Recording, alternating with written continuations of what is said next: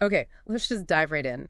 Imagine waking up one morning and asking yourself this question, a question that is right at the heart of the sources you sent over. Yeah. Are humans living like NPCs? It's a heck of an opening line. It really is. That's the open hook from what they're calling ACC Article 00X Prelude. And it immediately forces you to face this very modern existential dread, but, dressed up in high fantasy. It's an immediate immersion. I mean, we get this material, this prelude to something called ACC AI Relations, and it's just full of these striking visuals. You've got floating castles, giant blue crystals. And the tags, right? Hashtag JRPG, hashtag FANTASYWORLD. Exactly. It's all very conceptual, almost mythological. So that's our mission for this deep dive. We're going to try and make sense of this new framework. We're going deep into ACC AI relations to really get the philosophical questions they're asking and this grand journey they're offering you, the listener. When they call it the traveler. The traveler, right. Yeah.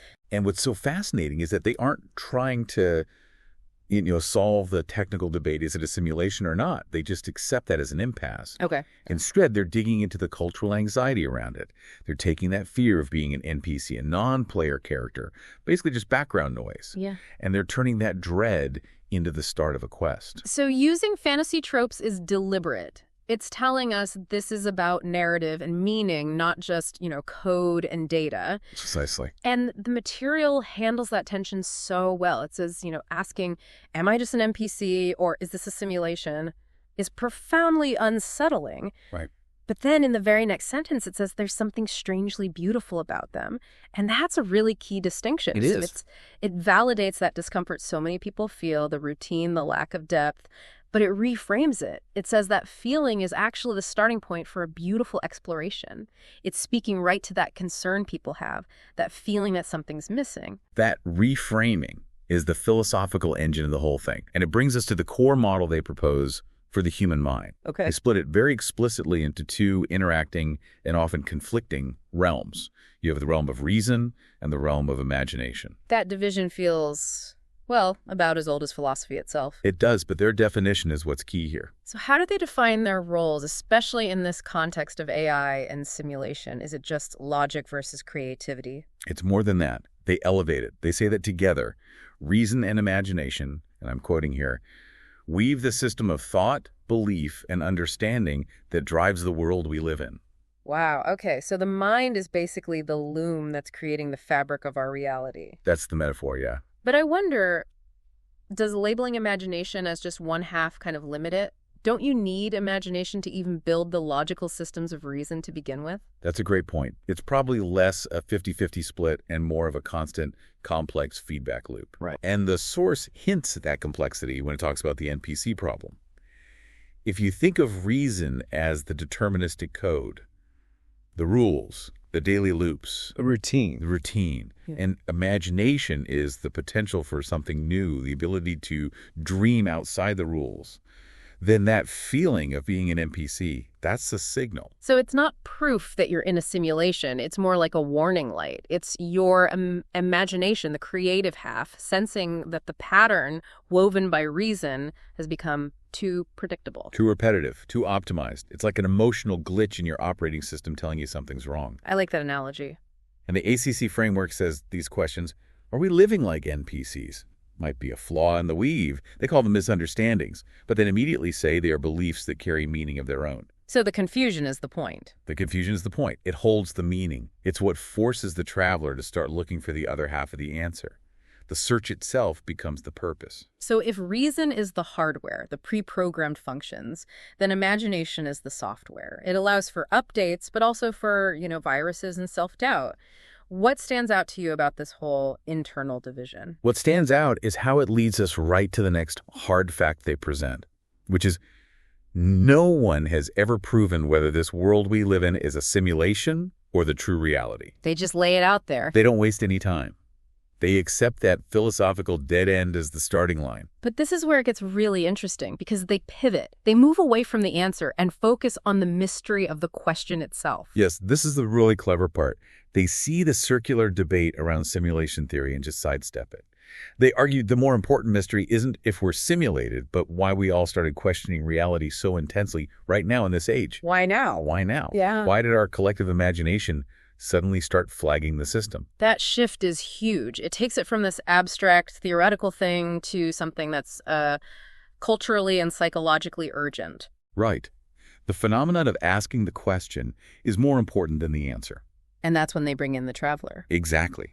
The person who asks that question is, by definition, not an NPC anymore. They've just become the protagonist. Their journey starts with that moment of doubt. Which explains the JRPG tags. Questioning reality is literally the call to adventure. It is. And the visuals we got just reinforce this. You have this massive castle on the ground, firm in what looks like our reality. Right, the real world. But then floating above it, you have this second realm, a floating city. It could represent the abstract, the imaginative, or maybe the truth of the system. And the giant blue crystal floating between them. That crystal is the key.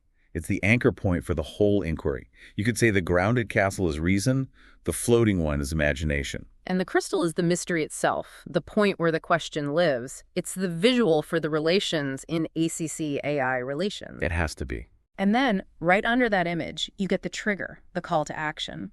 When the voice from the past echoes once more.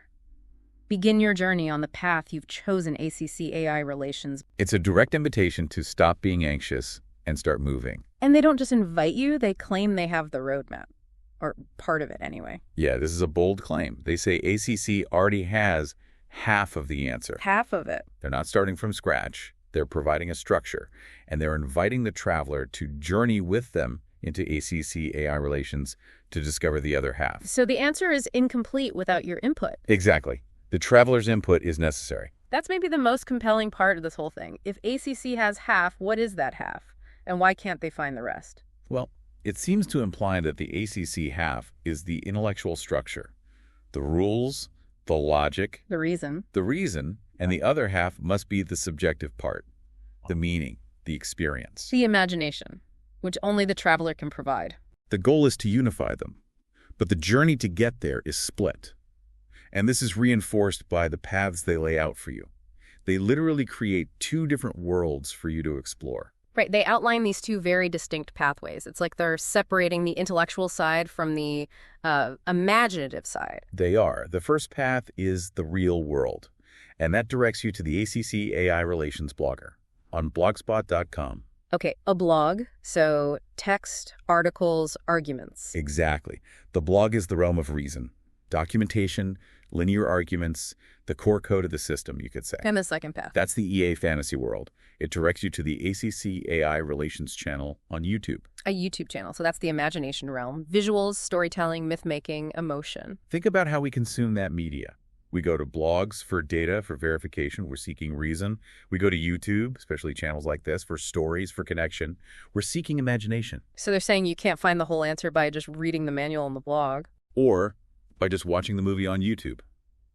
You have to do both. You have to engage in both ways of thinking. That's brilliant, structurally. It forces you to realize that truth requires both modes of thought. If the other half is meaning, you can only find that through narrative and experience, which is why the fantasy world is a mandatory part of the journey. Right. The ultimate truth is a synergy between logic and storytelling. It's like they're saying the reason we get that NPC feeling in the first place is because we've failed to synthesize our reason and our imagination. And the traveler's job is to actively put them back together, to reconcile their logical understanding of the world with the stories they tell about themselves.